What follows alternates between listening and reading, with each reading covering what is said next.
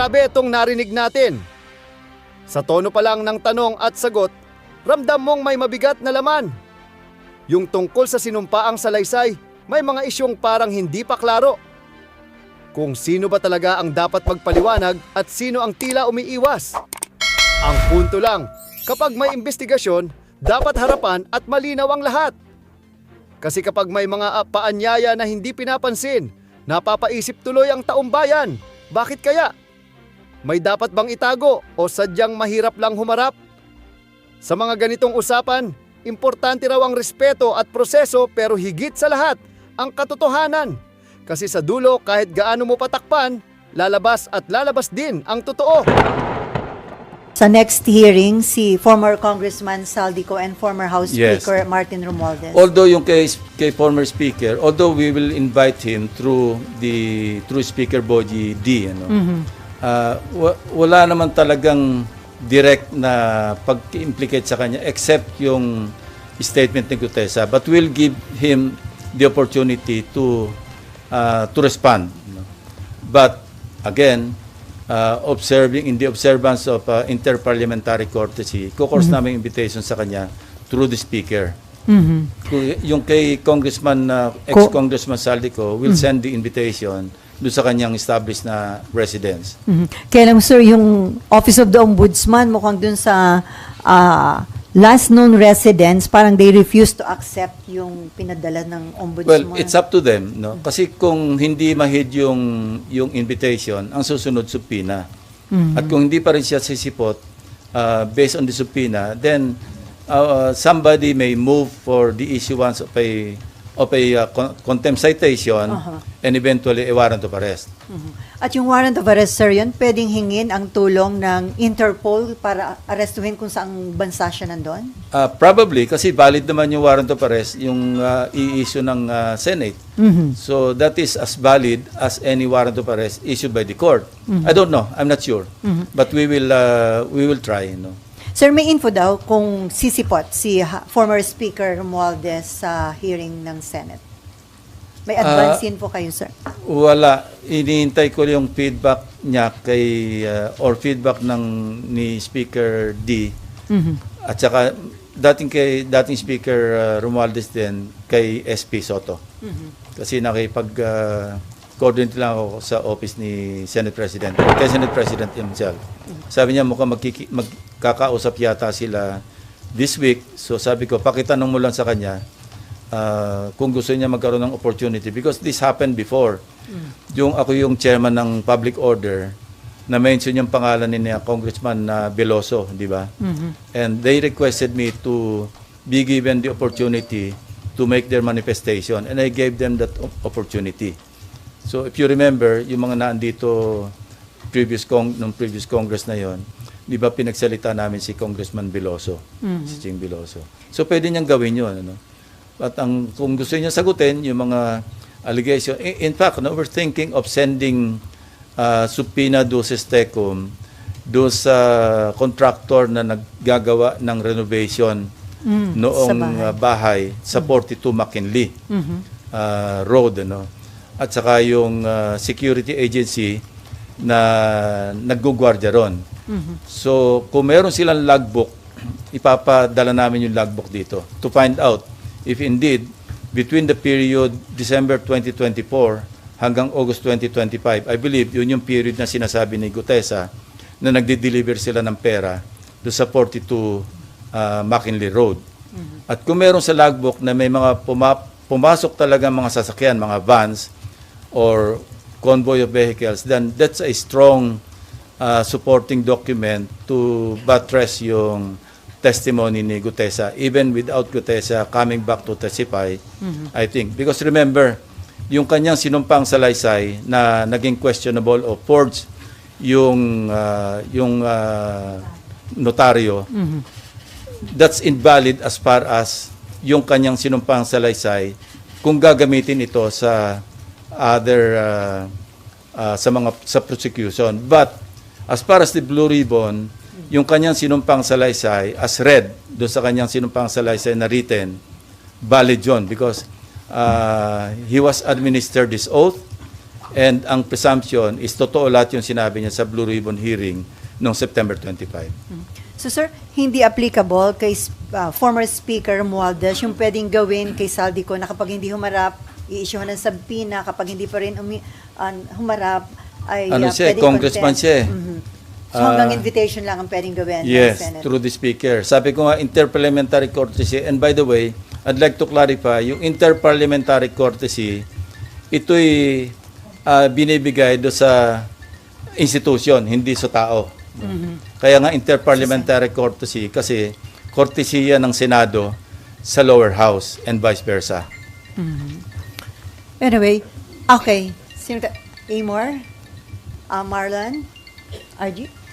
Okay, si Camille. Nahin natin, Amor. Apo.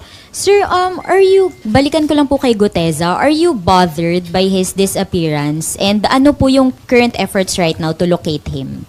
Well, obviously, sincere yung efforts to locate him. Ano? Kasi he has to clarify eh.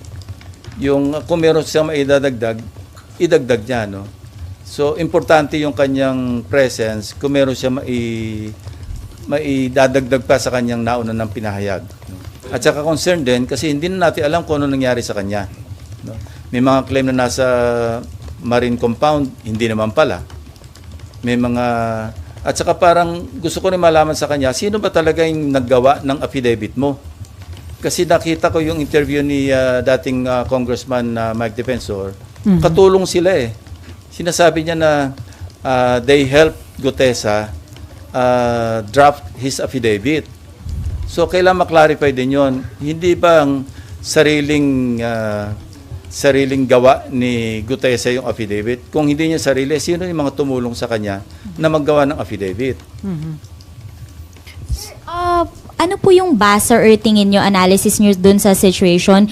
Is he hiding or meron po bang nagtatago sa kanya? Hindi ko alam. Yung guess mo is as good as mine, ano? Kasi wala nga nakakalam, tahimik na tahimik. Alam nyo, ganito lang yan, ano? Kung ang hangad mo, mag-prosecute talaga, makapagpa-convict talaga, dapat hindi siya nawawala. Kasi ang pwede lang mag-prosecute sa kanya, DOJ or Ombudsman. Hindi siya mahanap ng DOJ. Hindi siya mahanap ng Ombudsman. Kung ang intention mo, magpropaganda lang, diyan ka sa Blue Ribbon. At mawala ka na.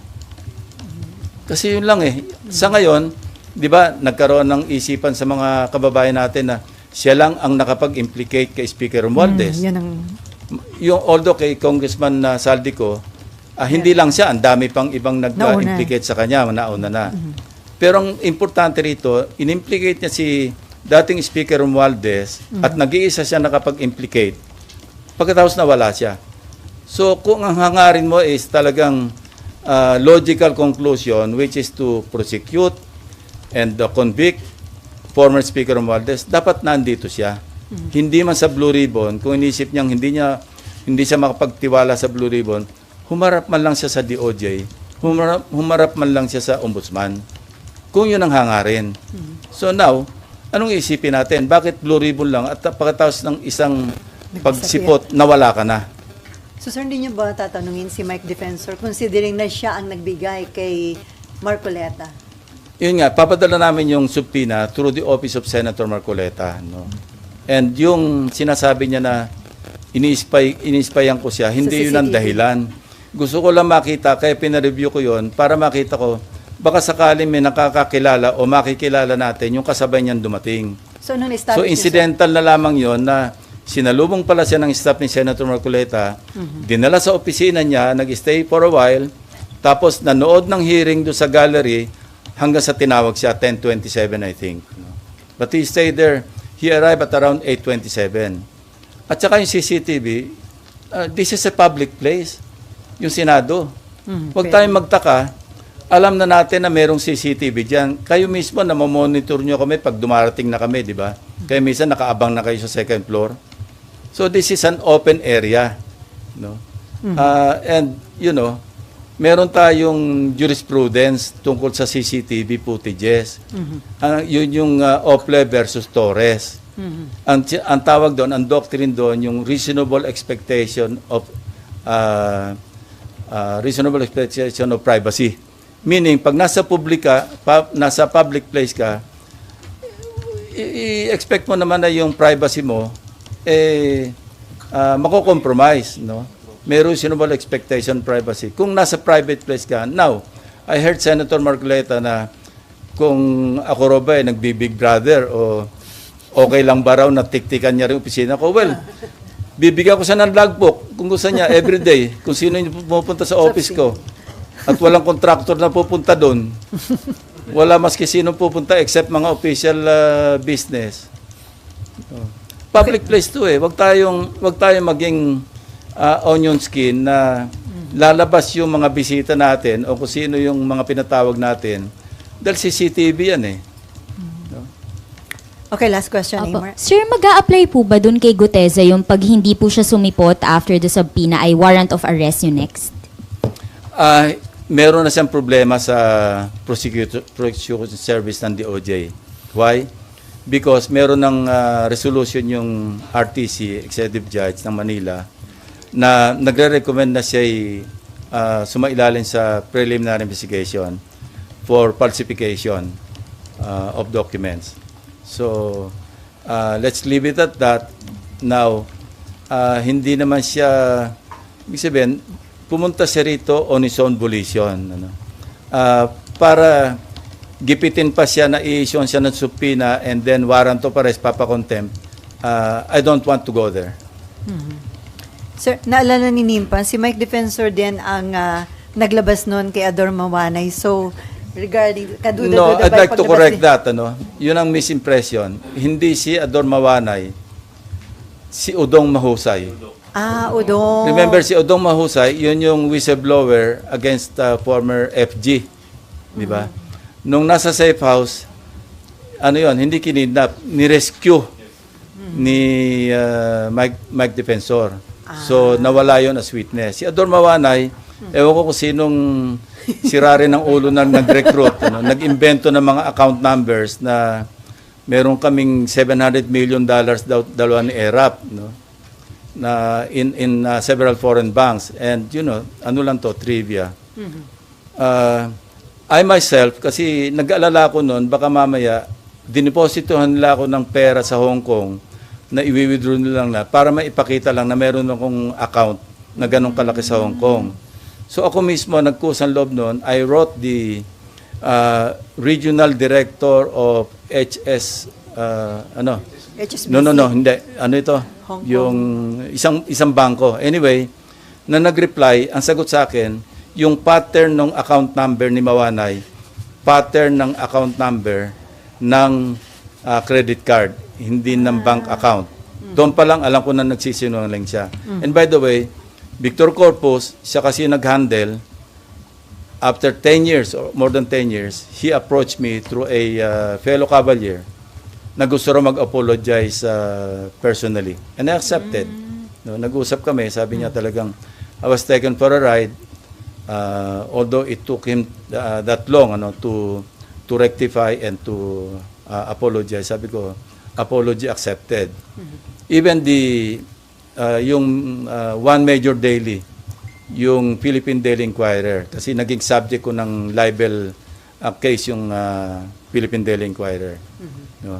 They tried to negotiate with me doon sa aming libel case. Sabi niya, any story that you want, headline or above the fold. Sabi ko, I don't want that. Ang kailangan ko lang to get back or restore my dignity. No? Maggawa lang kayo ng konting erratum, public apology, kasi talagang for the longest time, yung nagsuffer ako ng gusto. So, this is nothing new to me, no? Yung nangyaring ganyan na nagre-recruit ng witness, nakapanira ng tao, because I've been there. I've done that. So sir, may info ka ba? Bakit si Mike Defensor ang nilapitan ni Gutesa? Tapos si Mike Defensor inilapit naman kay Senator Marcoleta.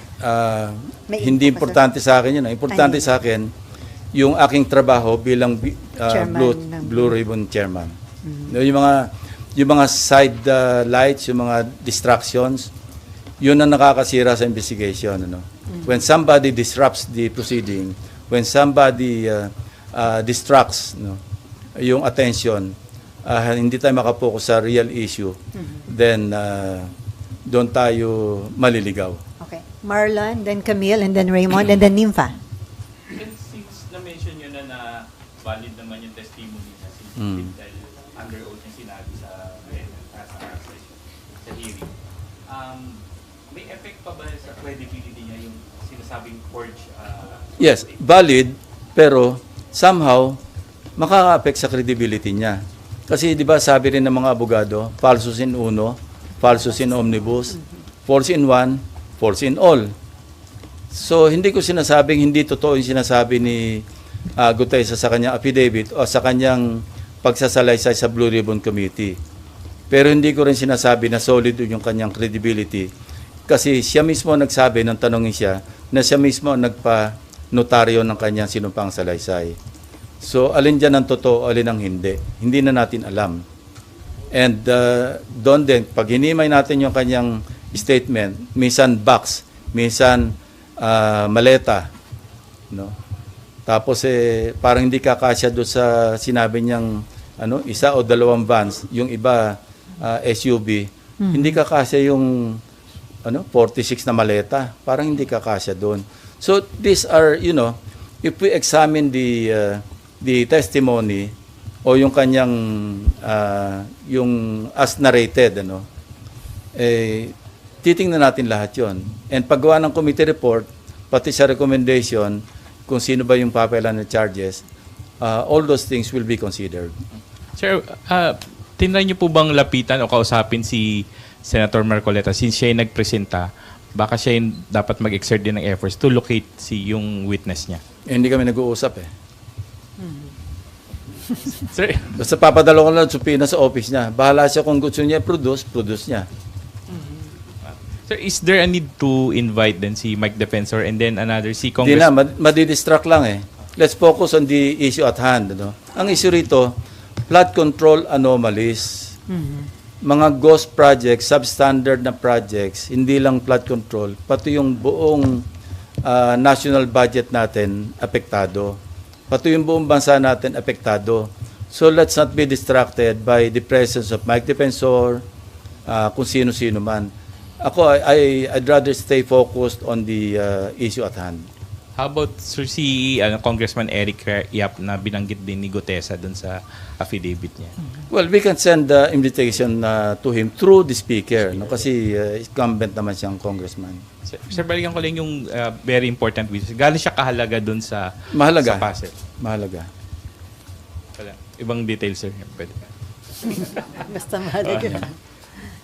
Aabot naman tayo doon. Alam nyo, Christmas is just around the corner. Yung November 14 is much, much closer a corner Just wait. than Christmas. Hintayin na lang natin. Okay. Sino ba? Camille, Raymond, Nympha, and then Mav. Sir, yung kay Gutesa po, kung hindi po siya a-attend or kung umattend po siya at walang magko-corroborate ng mga sinabi niya, will it end his presence? Ibig ko sabihin, tutuldukan niyo po ba? Considering na dati po kayong investigador. Yeah, kung wala na siya may dadagdag at yung say-so niya lang, allegation lang na mag-isa, mukhang mahirap ang stand-alone So, maski ba sino, halimbawa si Sally, nag-volunteer mag-witness, sinabi niya, nagbigay siya ng pera kay President Marcos, tapos hinto siya doon, papaniwalaan ba natin si Sally? Dapat. Nang wala siyang pang-suporta man lamang na ebidensya doon sa kanya sinabi. Yeah. Sana kung meron siyang resibo o nakapagtabi man lang siya ng maski yung post-it na 48 million at dinala niya, eto nga nakapagtabi ako ng isang post-it. No? Na mukhang post-it talaga nung araw, hindi yung ginawa lang ngayon. So, yun, mga notes, alam nyo. At dyan nagtatapos ang usapan natin ngayon. Kung may gusto kang idagdag o reaksyon, i-comment mo lang sa baba. Boses mo'y mahalaga. Huwag kalimutang i-like, share, at subscribe para sama-sama nating palakasin ang tinig ng bayan. Hanggang sa susunod, tandaan, ang may alam, may laban! Awesome!